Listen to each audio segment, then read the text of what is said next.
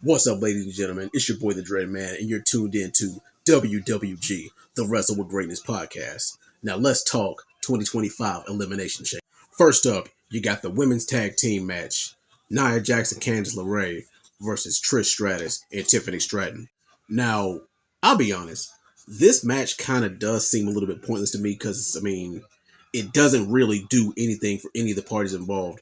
It might do a little bit more for Tiffany Stratton because they're going to give her a little bit more momentum going into WrestleMania 41. But most people, myself included, are kind of sick of seeing Candice LeRae job. And of course, Trish Stratus is getting her last ride Legends run, so why not in a match like this? If the faces don't go over, I will be extremely surprised. But yes, give me Stratton and Stratus. Next up, you got the unsanctioned match between Kevin Owens and Sami Zayn. Basically a no-holds-barred match. I can see this match going 25, 30, 35 minutes of just pure brutality. No technical wrestling, just these two dudes beating the living hell out of each other. And maybe, just maybe a couple of high-flying spots. Now, I'm going to bet my bottom dollar that regardless of the winner, that we're going to see an appearance or an interference from Randy Orton. But I'm going to make a bold prediction. If Randy Orton interferes, Sami Zayn is going to win. But if he doesn't, then Kevin Owens is going to win. I'm going to go with the underdog pick. Give me Kevin Owens for this one. Next up, you got the Women's Elimination Chamber.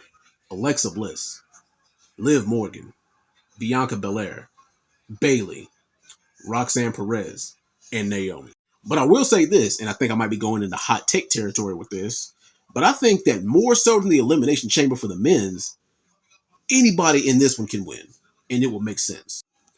And there's so many underlying storylines. You got the potential feud between Liv Morgan and Alexa Bliss. You got who attacked Jade Cargill, which is more than likely going to be either Naomi or Bianca. And last but not least, you got the feud that's building up between Bayley and Roxanne Perez, which I think that we're going to see at WrestleMania 41. The dream match is, however, Rhea Ripley versus Bianca Belair, but I think they want to save that until next year, especially if they want to turn Bianca heel. But I'm going to play it safe and give this one to Liv Morgan. And last but not least, the Elimination Chamber for the men. Seth freaking Rollins, Damian Priest, CM Punk, Logan Paul, Drew McIntyre, and John Cena. Now, much to my surprise, CM Punk is actually the betting favorite in this match, but then again, so was he in the Royal Rumble, and we all know how that turned out. And love him or hate him, I think that Logan Paul is going to be the MVP of this match. I think that he's going to have the standout performance. I think he's probably going to have the spot of the match, maybe even two of the best spots of the match, probably one with Seth Rollins. And I think that that's pretty much what it's going to culminate in if we don't see an interference from Roman Reigns either before, during, or after this match. And regardless of who loses this match, every single superstar has somewhere that they can go from here. If Drew or Damian lose, they can face each other at WrestleMania. If CM Punk loses, guess what? He can probably still find some way to incorporate that favor of his. If Logan Paul loses, then he can face John Cena. Either that or CM Punk, because I got a feeling that he's going to screw one of them over. But if you ask me, I think CM Punk is going to win this match, and I think that it's going to be Logan Paul versus John Cena at WrestleMania. Much to everybody's dismay, but hey, John Cena's last ride has got to have some kind of build for that 17th championship win. Oh, before I forget, The Rock's proposition. Will Cody Rhodes sell his soul to The Rock and be his corporate champion?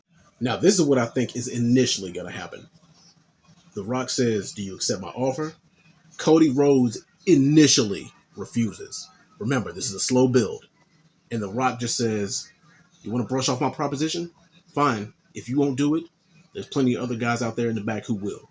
But I do think that Cody will eventually accept this offer, which will lead to his heel turn. But it probably won't happen until maybe SummerSlam. Survivor Series at the latest. But anyway, guys, that'll do it for tonight's episode of WWG, the Wrestle with Greatness podcast. I'll see you guys soon. Peace.